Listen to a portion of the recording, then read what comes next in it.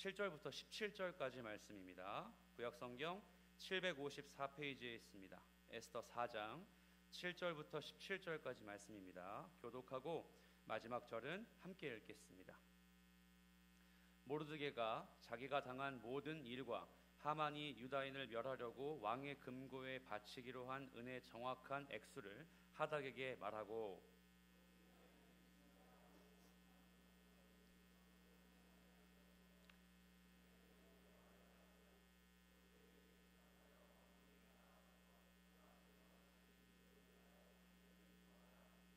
하닥이 돌아와 모르드게의 말을 에스더에게 알림해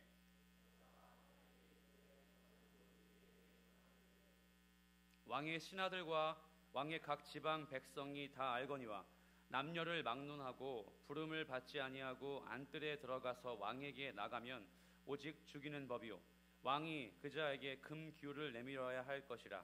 이제 내가 부름을 입어 왕에게 나가지 못한 지가 이미 30일이라 하라 하니라. 모르드게가 그를 시켜 에스더에게 회답하되 너는 왕궁에 있으니 모든 유다인 중에 홀로 목숨을 건지리라 생각하지 말라.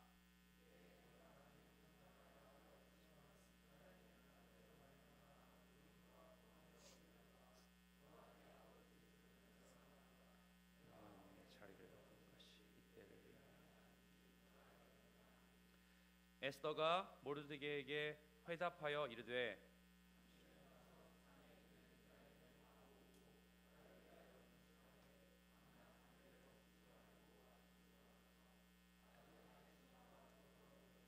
금식한 후에 규례를 어기고 왕에게 죽으면 죽으리라. 함께 읽습니다. 모르드게가 가서 에스더가 명령한 대로 다 행하니라. 아멘.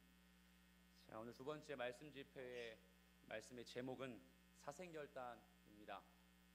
사실 어제 집회를 하고 여러분이 참 안쓰럽기도 하고 여러분이 참 귀하다 생각을 했고 제 믿음이 부족해서 오늘은 또 예배를 얼마나 올라나 또 이렇게 마음이 어려운 사람들이 많겠다 싶은데 예배에 찾아와서 말씀을 사모하는 여러분들을 보고 나니까 제 믿음이 참 부끄럽고 하나님 앞에 죄인이다 싶습니다.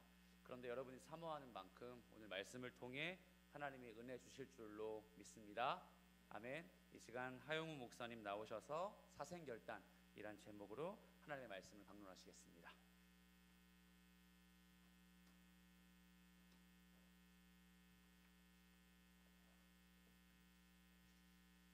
예, 요즘 교회마다 청년들이 교회를 다 떠나고 있습니다. 그런 점에서 우리 신일 교회는 약간 좀 기현상입니다. 정말로 그렇습니다, 여러분. 제가 제주도에 이제 제일 큰 교회가 성안교회라고 정확하게 잘 모르겠는데 약 5,000명, 6,000명 정도 되는 것 같아요. 제가 청년부가 그 교회 청년부가 수련회를 한다고 해서 그 관련된 분한테 여쭤봤더니 150명이랍니다. 6,000명의 성도를 가지고 있는 교회에 청년이 150명. 그런 점에서 참 이 신일교회는 좀 특이하죠. 뭔가 이렇게 이유를 찾아보면 하나님이 그렇게 하신다 이렇게 말할 수 있을 것 같은데, 그러니까 이제는 약간 그 한국 교계의 화두에서 벗어난 감이 좀 있는 것 같은데, 소위 이 가나안 성도들, 여러분 가나안 성도들 말이란 말 알고 계시죠?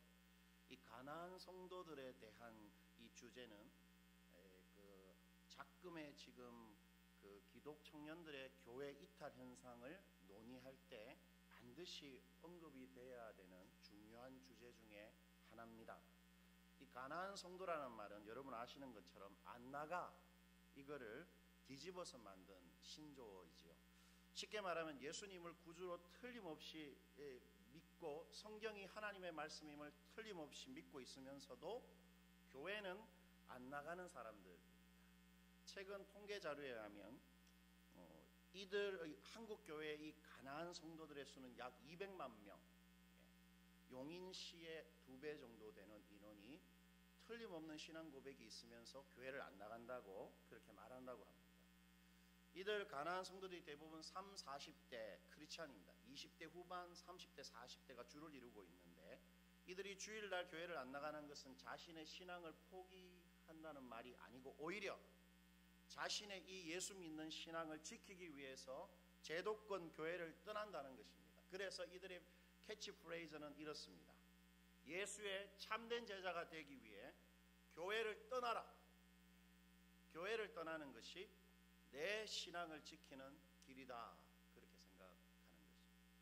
여러분, 이들이 이렇게 신앙이 틀림없이 있으면서도 제도권 교회하고 결별하려고 하는 이유는 첫 번째, 무엇보다 이 제도화된 오늘날 한국 교회에 대한 반발 그리고 한멸 때문입니다. 무슨 말이냐면 권위적이기만 할 뿐 제대로 작동되지 않는 성도와 전혀 소통하지 않는 비인격적인 교회의 위계 질서들입니다. 여러분, 한국 개신교는 자존심이 있지요. 카톨릭을 보면서 거의 사교 집단처럼 그 카톨릭을 그렇게 취급합니다.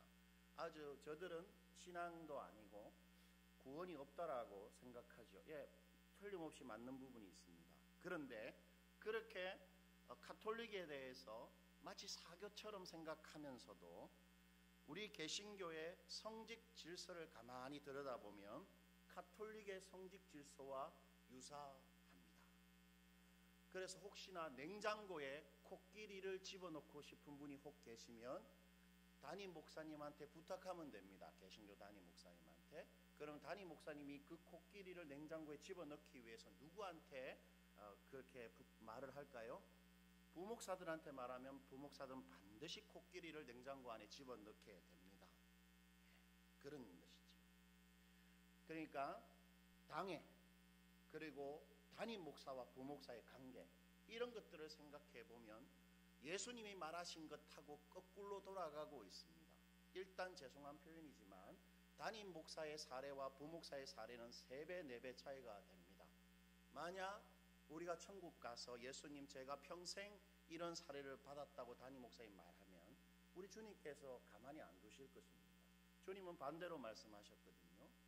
으뜸이 되는 자는 종이 되어야 된다. 그렇게 말씀하신 것입니다. 그것이 그대로 교회의 리더십에 적응이 돼야 되는 것입니다. 그것이 종교개혁의 정신이기 때문이지요.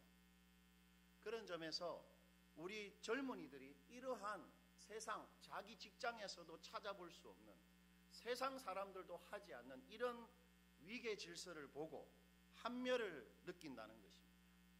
두 번째, 설교의 실패입니다. 말씀 봐라, 기도하자, 전도해야 된다, 하나님 의지하면 된다 등의 변죽만 울리는 무의미한 설교들이 거의 대부분이지요. 성경 본문을 전혀 풀어내지도 못하고 설교자가 일주일 동안 경험한 예하들, 종교적인 주장이나 담론이나 사소한 이야기들이 반복되는 설교입니다.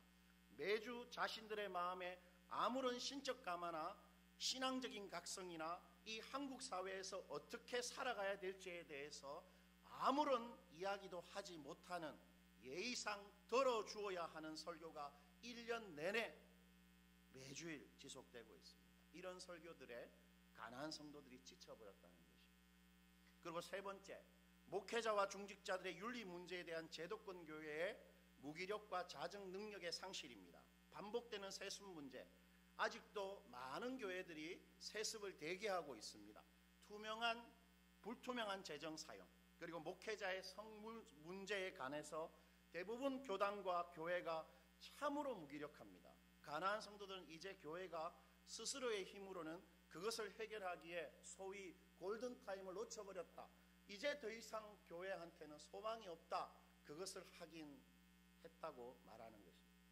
그리고 마지막으로 조심스러운 표현인데, 최순실 사태 이후로 교회 안에 50대 중반을 기점으로 이 진보와 보수의 이념의 문제가 이제 더 이상은 대화로는 절대로 풀 수 없는 지경이 되어버렸습니다.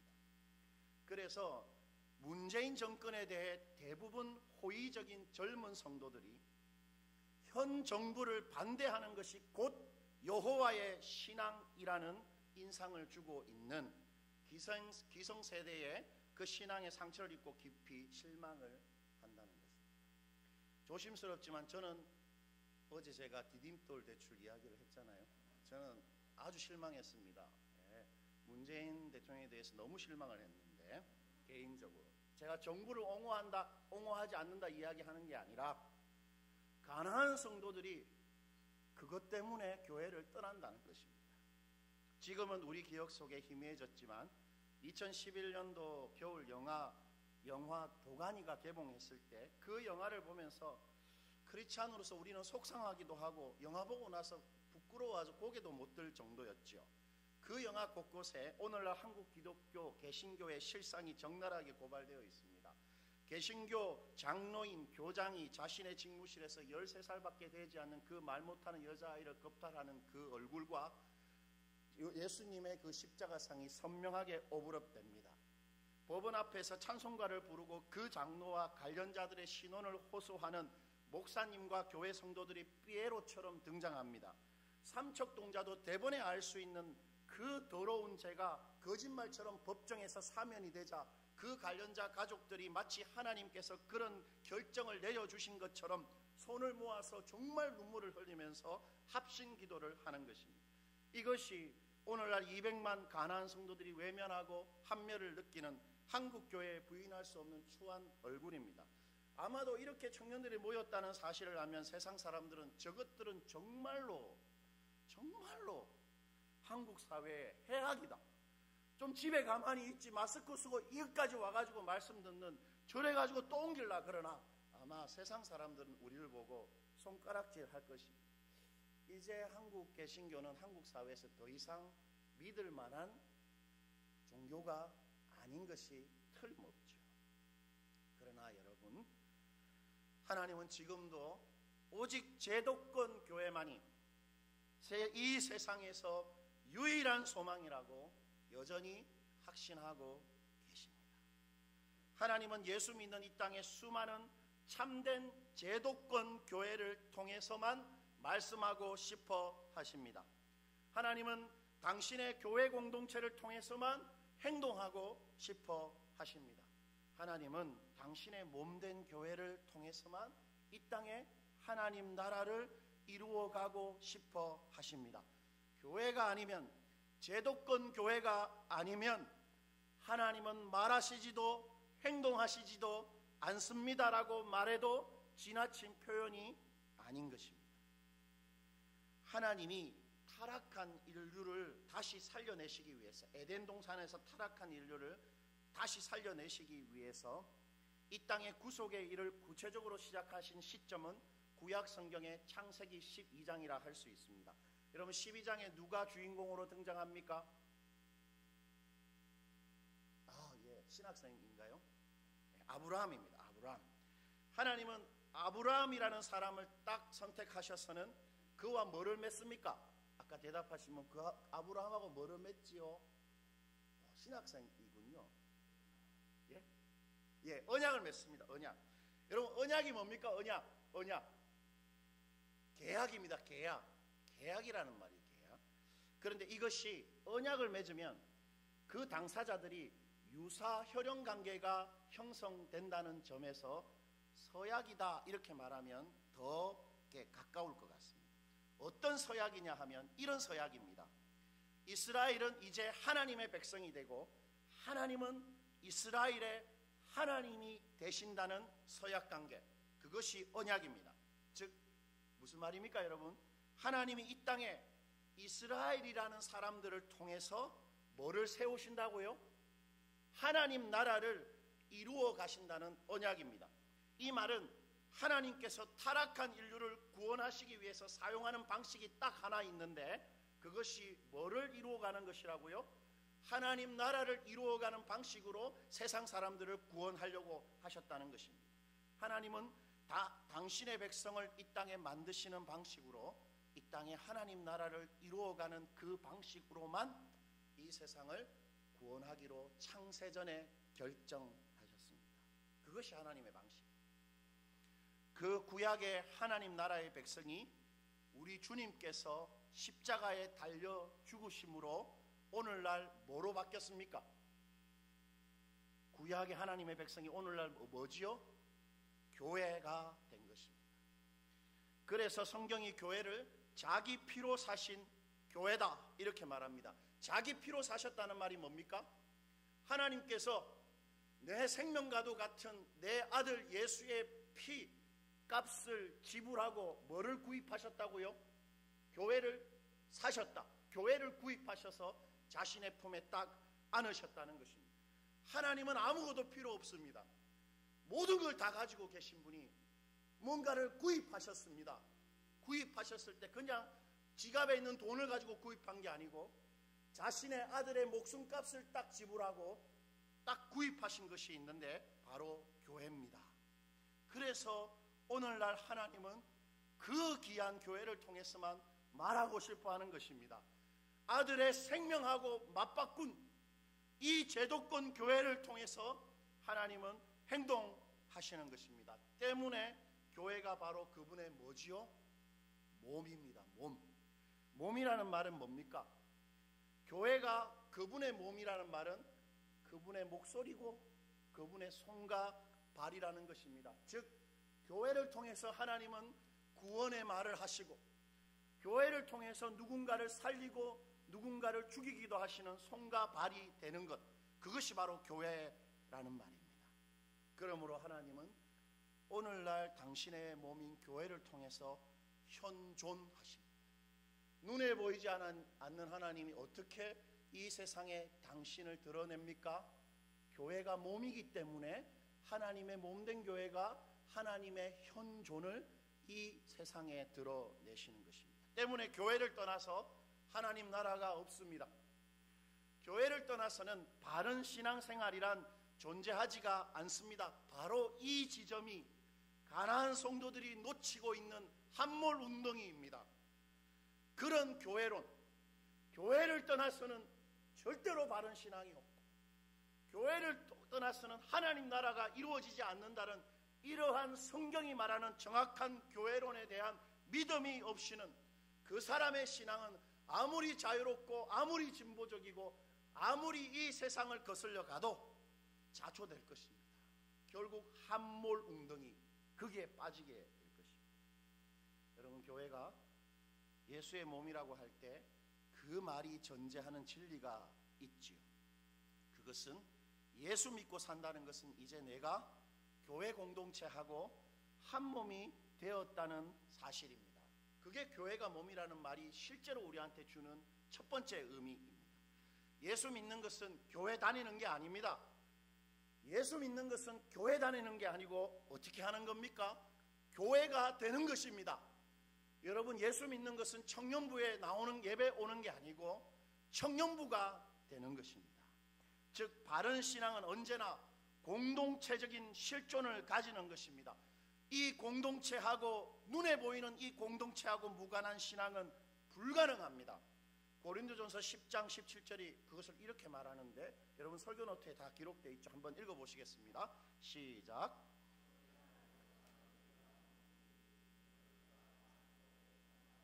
여러분, 이 떡이 뭡니까? 떡이 누구를 가르치죠? 떡, 우리 예수님. 그리고 한 몸이 뭡니까? 한 몸이 공동체. 그리고 그 한 떡에 참여한다는 말이 뭐죠?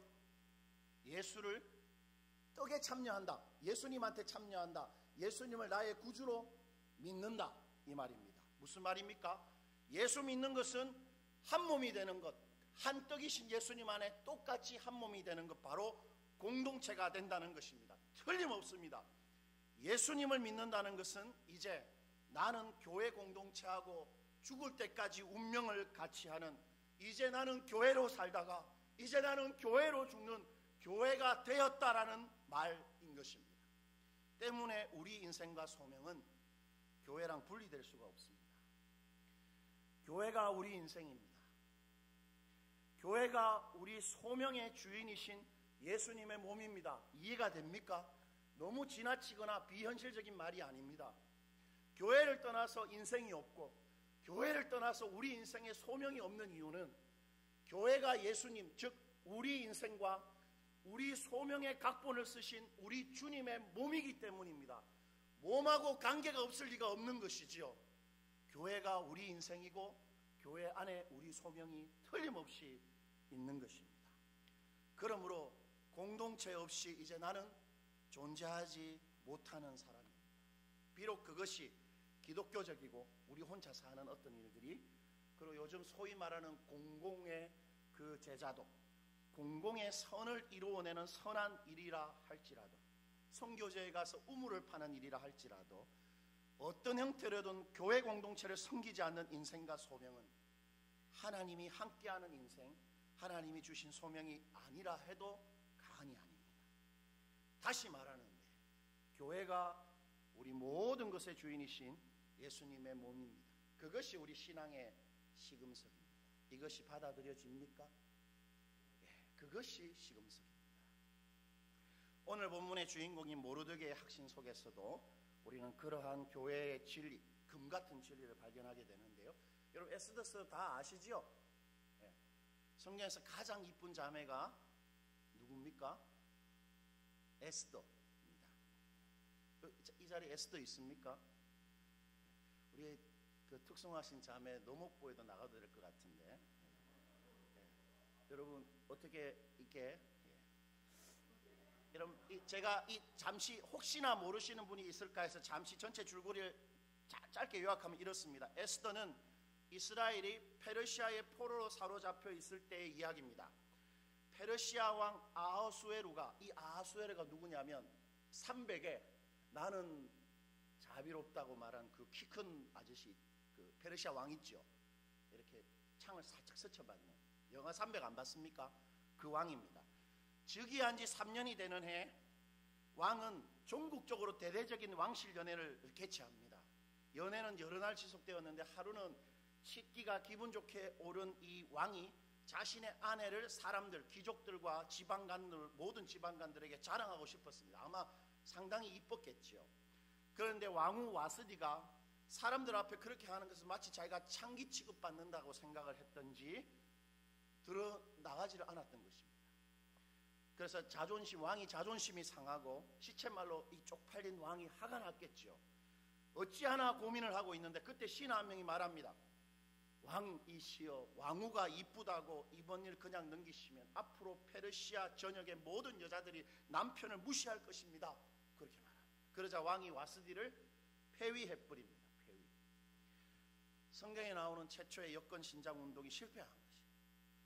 그렇게 와스디가 폐위되자 왕실은 이제 어떻게 합니까? 공채로 왕후를 선발하게 됩니다.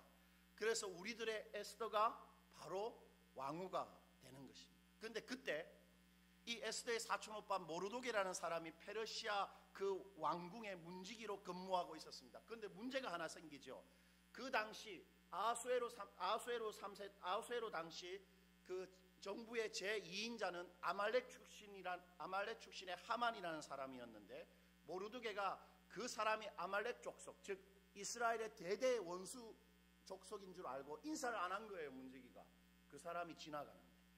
그래서 하만이 그걸 알고 화가 나가지고 저 문지기가 누구인지 알아보니까 이스라엘 사람이거든요.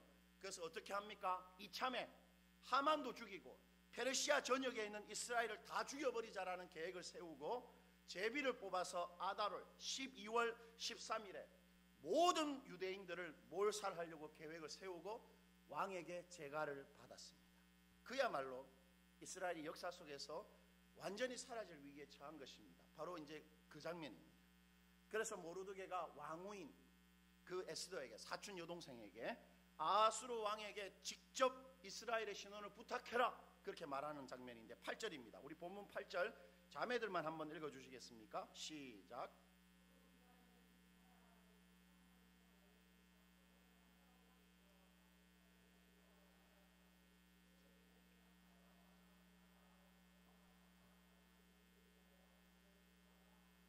예, 무슨 말인지 아시겠죠? 그런데 에스더는 자신이 왕의 침수에 들어가지 못한 지가 벌써 한 달이 넘었고, 아마 이 아하수에로 왕에게는 수많은 후궁들이 안 있었겠습니까? 그래서 잠자리를 하지 못한 지가 한 달이 넘었다고 말합니다. 그리고 더군다나 왕의 명 없이 그 어전에 접근하는 것은 페르시아의 법상 죽음을 담보하는 것이기 때문에 왕에게 부탁하기가 어렵다, 이렇게 말합니다. 11절입니다. 11절 형제들이 한번 읽어주시겠습니까? 시작. 다 알거니와 남녀를 막론하고 부름을 받지 아니하고 안뜰에 들어가서 왕에게 나가면 오직 죽이는 법이요 왕이 그 자에게 금규를 내밀어야 살 것이라. 이제 내가 부름을 입어 왕에게 나가지 못한 지가 이미 30일이라 하라 하니라. 에스더가 사실 거절했죠. 못하겠어요 오빠, 이렇게 말했습니다. 그러자 모르드게가 다음과 같이 말합니다. 13절입니다. 우리 13절은 다 같이 한번 읽어봅시다. 시작. 모르드게가 그를 시켜 에스더에게 회답하되 너는 왕궁에 있으니 모든 유다인 중에 홀로 목숨을 건지리라 생각지 말라. 여러분, 모르드게가 지금 뭐라고 말하는 겁니까? 에스더한테 지금 아무리 에스더가 그 당시 세상에서 가장 안전한 페르시아 후궁에 있다 해도 에스더 홀로 목숨을 건질 수 없다. 네 그 궁에 있어도 너도 안전하지 않다. 그렇게 딱 잘라 말합니다. 즉 지금의 유대인들이 직면한 위기에서 왕후 에스더도 절대로 예외일 수 없다는 것입니다. 어떻게 그렇게 말할 수 있습니까? 왜냐하면 유대인들은 그냥 단순한 같은 민족 이상이기 때문입니다. 무슨 말이냐면 유대인들은 하나님의 언약으로 맺어진 언약 공동체이기 때문입니다. 즉 이스라엘은 피의 맹세로 맺어진 하나님의 언약 백성들이라는 것입니다. 때문에 언약 공동체의 모든 구성원들은 공동체 전체와 피와 같은 생명을 공유한 운명 공동체라는 것입니다. 그걸 가장 잘 보여주는 사건이 여호수아 7장에 여러분이 잘 아시는 아간이라는 사람이 하나님의 명령을 어기지 않습니까? 여리고 성이 무너져서 그 사람들을 진멸할 때 여리고 성 안에 있는 어떤 물건도 너희들이 손을 대어서는 안 된다 그랬는데 이 아간이 그 시날산의 외투 그리고 금과 은의 욕심을 내서 숨겼습니다. 그러자 하나님이 화가 났고 하나님이 여호수아한테 뭐라고 말합니까? 아간이 번제했다고 말하지 않고 이렇게 말합니다. 내 백성 이스라엘이 언약을 어겼도다. 언약을 어긴 것입니다. 무슨 말입니까 여러분? 틀림없는 이야기인데 언약 백성의 한 명의 어떠하면 공동체 전체의 어떠함하고 연결되어 있다라는 말입니다. 언약 백성 이스라엘의 죽음의 위기에서 에스더가 절대로 예외가 될 수 없는 이유가 바로 이스라엘이 언약 백성이기 때문입니다. 에스더가 아무리 안전한 그 철옹성 안에 있어도 유대 공동체가 죽으면 에스더도 죽습니다. 바로 이것입니다. 오늘날 우리들과 교회 공동체도 그렇게 운명을 같이 하는 것입니다. 아무도 그렇게 생각 안 합니다.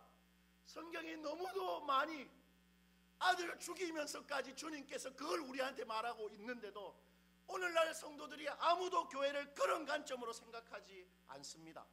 교회 공동체의 어떠함에 우리들과 우리의 삶이 결정적으로 영향을 받게 되어 있는 것입니다. 왜냐하면 우리들도 예수님의 피의 언약으로 한 몸 된 언약 공동체이기 때문입니다. 여러분은 신일 청년국이기도 하지만 예수님과 한 피를 나눈 언약 공동체입니다. 마태복음 26장 28절에서 예수님 그것을 이렇게 말씀하셨습니다. 우리 다 같이 한번 읽어볼까요? 시작.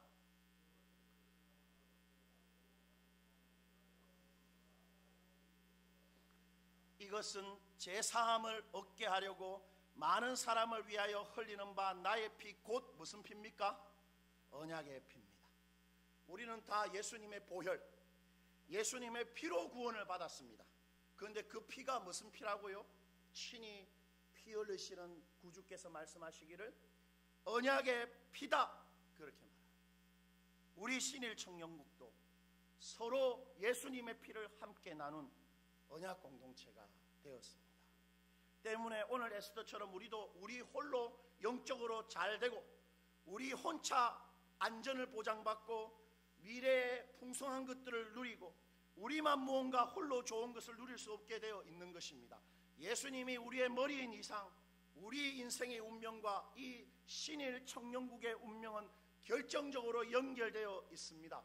모든 유다인 중에 홀로 목숨을 건지리라 생각지 말라. 이것은 오늘 우리에게 말하시는 하나님의 음성입니다. 교회는 너의 몸이란다. 교회가 내 몸입니다. 그러므로 우리 신일 청년부와 우리 개인의 삶은 절대로 별개가 아닙니다. 반드시 서로가 서로에게 결정적인 영향을 끼치게 되어 있습니다. 신일 청년국이 나한테 그런 곳이 아니다, 잘못되어 있는 것입니다. 그 진리를 확인하고 찾아봐야 합니다. 그 진리는 우리가 만들어낸 진리가 아니고 성경과 하나님이 그렇다고 말하시는 진리이기 때문입니다. 하나님 꼭 우리와 공동체가 연결되도록 하실 작정인 것입니다. 그러니 여러분, 하나님이 당신의 아들의 피로 사신 이 귀한, 하나님한테 유일하게 소유하고 싶어하는 이 귀한 교회를 주일날 오후에 예배 보러 가는 것으로 만들면 안 됩니다. 교회가 마치 내 인생이 될 수 있도록, 교회 이 공동체 신일 청년국이 내 삶의 구심점이 될 수 있도록 그렇게 만들어내야 됩니다. 교회의 설교와 공동체의 성경 나눔과 훈련이 내 삶의 진리와 건의가 되게 해야 합니다. 교회 안에서 소그룹과 성도의 교제와 사역과 섬김이 내 인생, 내 즐거움이 되게 해야 하는 것입니다. 그렇게 교회가 내 인생과 구심점이 될 때 비로소 내 인생은 진정한 신앙의 그 힘을 발견하게 되는 것입니다. 그냥 예배 보러 오니까 교회가 나의 인생에 별로 의미가 없는 것이에요.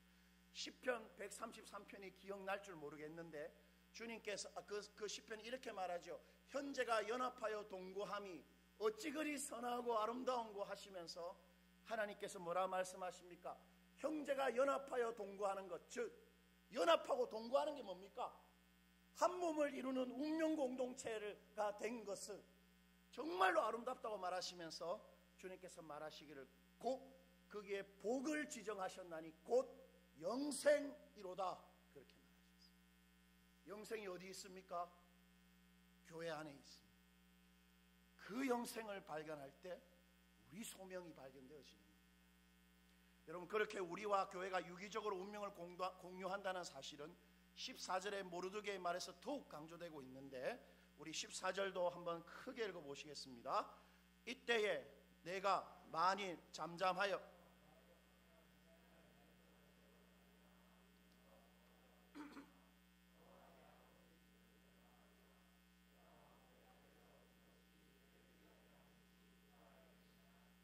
여러분, 만약 에스더가 자신의 목숨을 부지하기 위해서 언약 공동체를 위한 위험을 감수하지 않고 자기 살자고 가만히 있으면 에스더가 죽게 될 것이다, 그렇게 말합니다.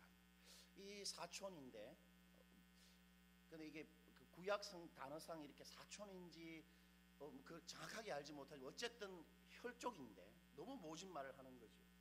네 살자고 가만히 있으면, 네 인생을 위해서만 살면 하나님 너를 죽이실 것이다, 그렇게 말하고 있습니다. 여기에 전제되어 있는 것이 있습니다. 그것은 누군가를 지금 망하게 하고 누군가를 지금 살리게도 하는 절대 주권자이신 눈에 보이지 않는 하나님이 살아계시다는 말입니다. 하나님은 대제국 페르시아의 왕후 에스더를 통하지 않더라도 지금 이스라엘을 구할 여러 방도가 있습니다. 하나님은 수천 명의 이스라엘 군대를 괴멸하려고 하는 수만의 병사들을 단 1초 만에 다 죽이실 수도 있는 분이십니다.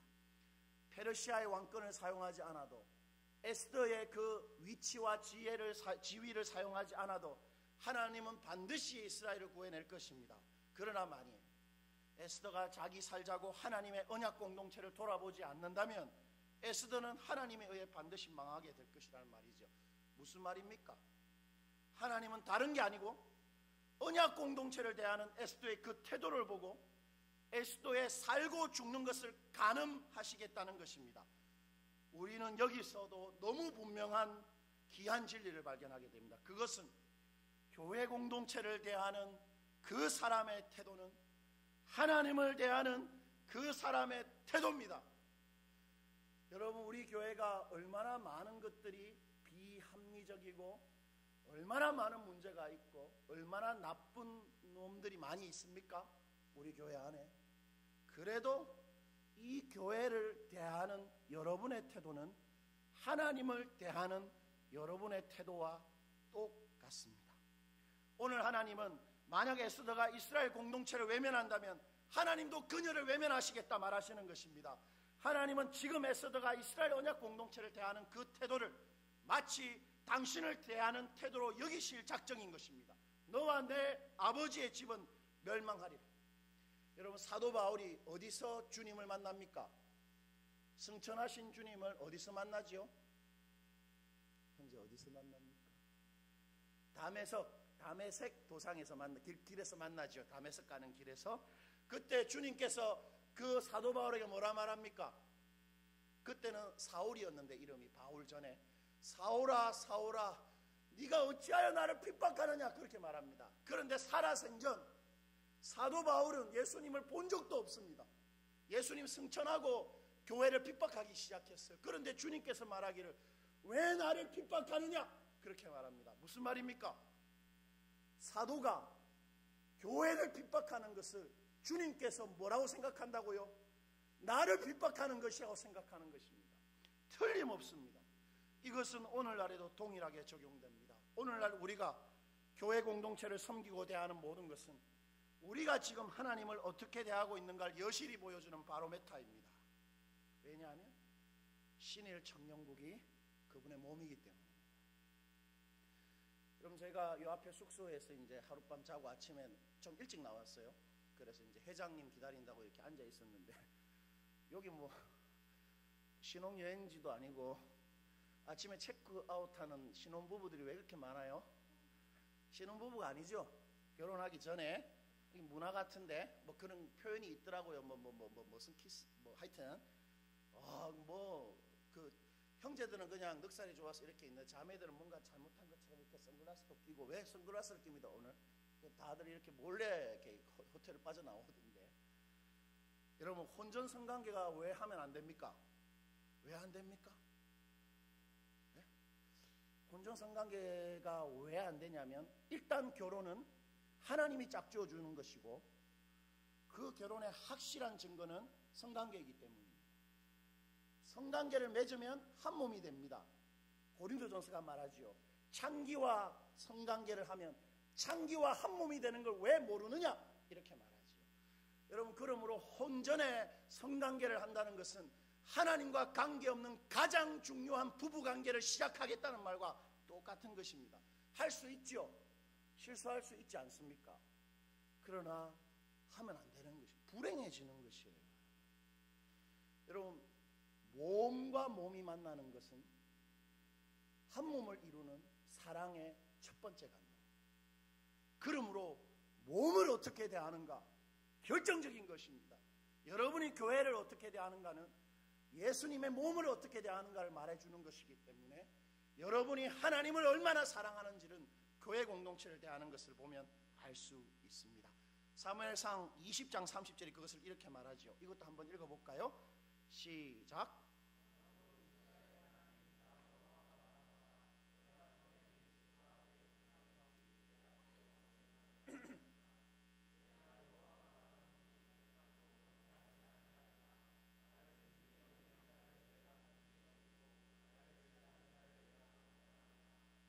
여러분, 어떻게 하나님을 존중하는지 알 수 있습니까? 그냥 하나님 하면 하나님 이렇게 하는 게 존중하는 겁니까?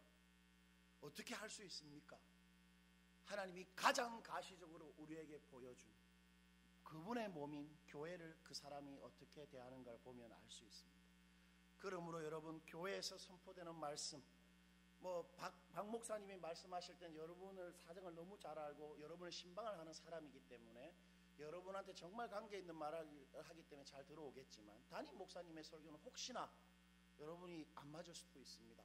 그렇더라도 교회에 선포되는 모든 말씀, 교회 당회와 교회 어르신들이 결정하는 모든 노력들과 결정들, 겉면 마치 하나님의 말, 하나님의 계획, 그분의 근의로 받아들일 수 있는 믿음이 있어야 합니다.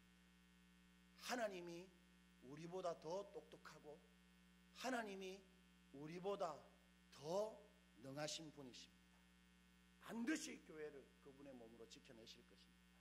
그러한 믿음과 태도가 있을 때 여러분, 우리 인생 존귀하게 됩니다. 약속입니다. 약속.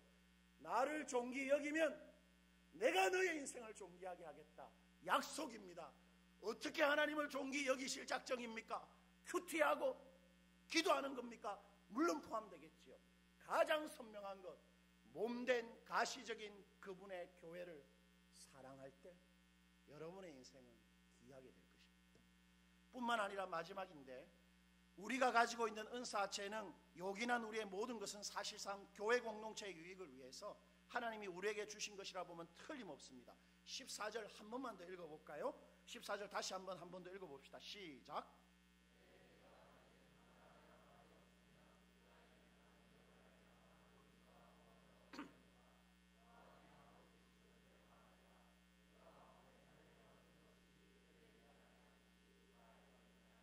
예, 마지막에 모르드게 이렇게 말합니다. 네가 왕후가 된 게 이때를 위함임을 누가 알겠느냐, 이렇게 말합니다. 가만히 들어보면, 그냥 듣기만 해보면 뭔가 모르드게가 야, 그럴지도 모르지 않겠니?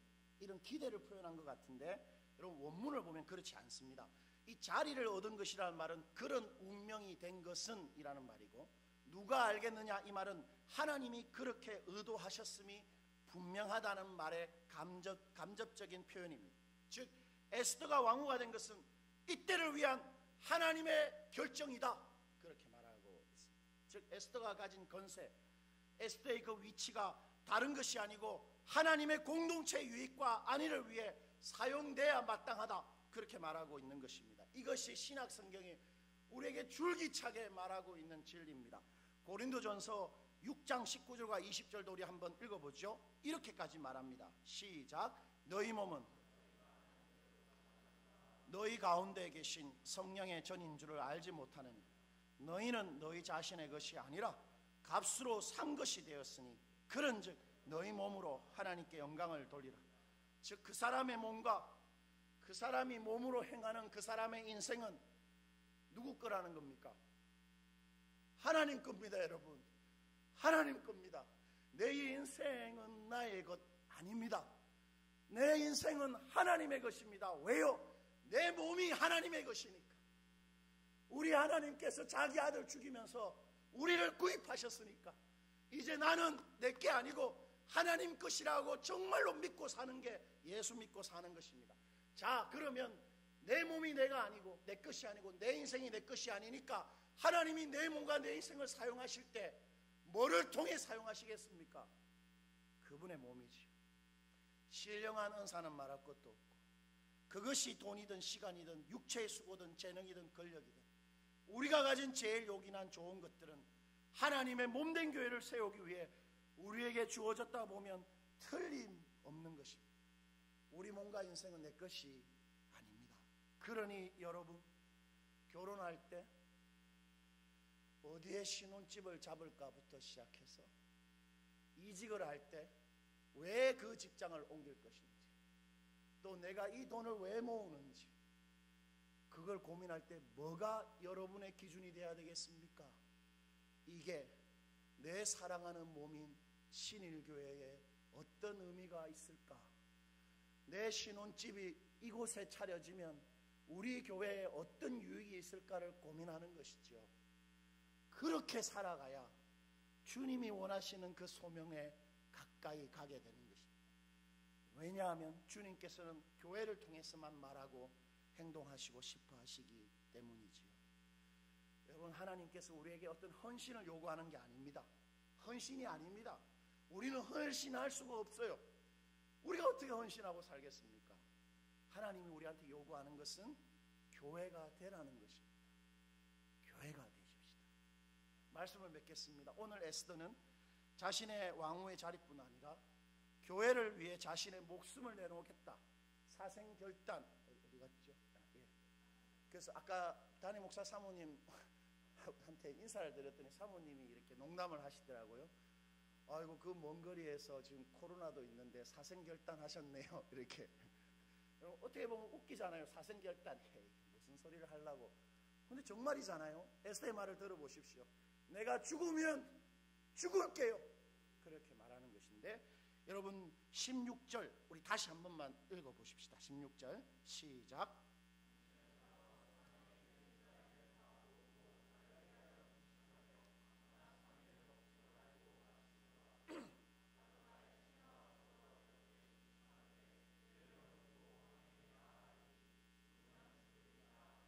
여러분, 아마 이 말을 잘 알고 있었을 것입니다. 그렇죠. 근데 막연히 이렇게 생각했을 거예요.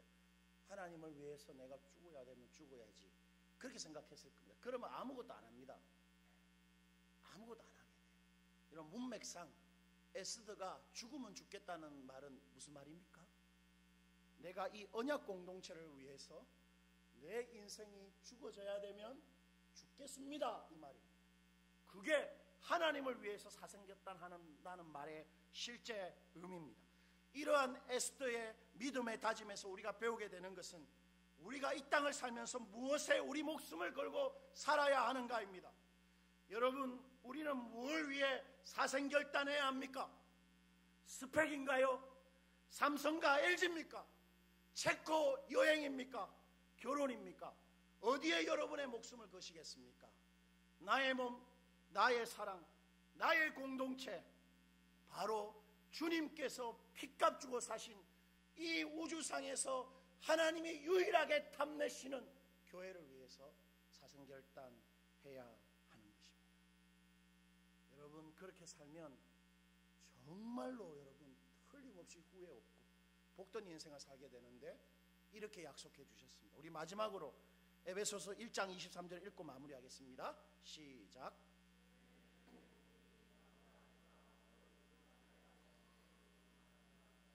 여러분, 교회는 몸인데 그 몸된 교회 안에 뭐가 있다고 말합니까? 마지막에 하나님의 충만함이 있습니다. 하나님의 충만함이 어디 있습니까? 온 우주에 있죠. 그 말은 여기도 있고 저기도 있고 여기 없을 수도 있고 저기 없을 수도 있다는 말입니다. 하나님의 충만함은 몸된 교회 안에 있다고 말합니다. 그런 이 세상에서 가장 귀하신 우리 하나님의 충만함이 있는 그것을 위해서 우리 청춘을 허비하고 우리 인생을 걸고 살면 어떤 일이 벌어지겠습니까? 그분의 충만함을 풍족히 경험하는 복된 인생이 될 수밖에 없는 것이지요. 하나님 반드시 이 교회 안에 충만하십니다. 이 교회를 어떻게 섬기고 이 교회와 내 인생이 어떻게 연결될지를 정말로 고민하고 살 때 그 충만함이 우리 인생에 흘러 넘치게 되어 있는 것입니다. 약속입니다. 여러분, 우리 공동체하고 더불어서 우리 인생의 부르심을 찾고 후회 없는 인생을 다들 살아가십시다. 반주하시는 자매, 우리에겐 소원이 하나 있네. 이게 좀 깔아주시겠어요? 조금 소리 작게 해서. 제가 목이 쉬어가지고 우리 시 같이 한번 읽어볼까요? 오늘 설교의 주제를 잘 담아내고 있는 시 한 편을 우리 읽고 마음껏 찬양하시겠는데요. 도종환 시인의 담쟁이라는 시입니다. 우리 다 같이 한번 낭독해 볼까요? 저것은 벽, 어쩔 수 없는 벽이라고 우리가 느낄 때 그때 담쟁이는 말없이 그 벽을 오른다. 물 한 방울 없고 씨앗 한 톨 살아남을 수 없는 저것은 절망의 벽이라고 말할 때 담쟁이는 서두르지 않고 앞으로 나아간다. 한 뼘이라도 꼭 여럿이 함께 손을 잡고 올라간다. 푸르게 절망을 다 덮을 때까지 바로 그 절망을 잡고 놓지 않는다. 저것은 넘을 수 없는 벽이라고 고개를 떨구고 있을 때 담쟁이 잎 하나는 담쟁이 잎 수천 개를 이끌고 결국 그 벽을 넘는다. 아마 도종환 씨는 자기가 쓴 이 시대로 살아내지 못할 겁니다. 아마 실망을 할 겁니다. 정치도 해보고 시도 써봤지만 이 시대로 안 된다는 사실을 알게 될 것입니다. 그러나 우리는 가능합니다. 왜 가능합니까? 주님이 가능하다고 하셨으니까. 한 몸을 이루어서 이 벽 같은 한국 사회 다 같이 넘어갈 수 있다. 주님께서 약속하셨습니다. 우리도 우리 인생과 이 세상의 벽을 주님의 피로 맺어주신 내 몸, 내 지체들과 함께 우리 다 같이 넘어가십시다. 찬양하시겠습니다. 우리에겐 소원이 하나인데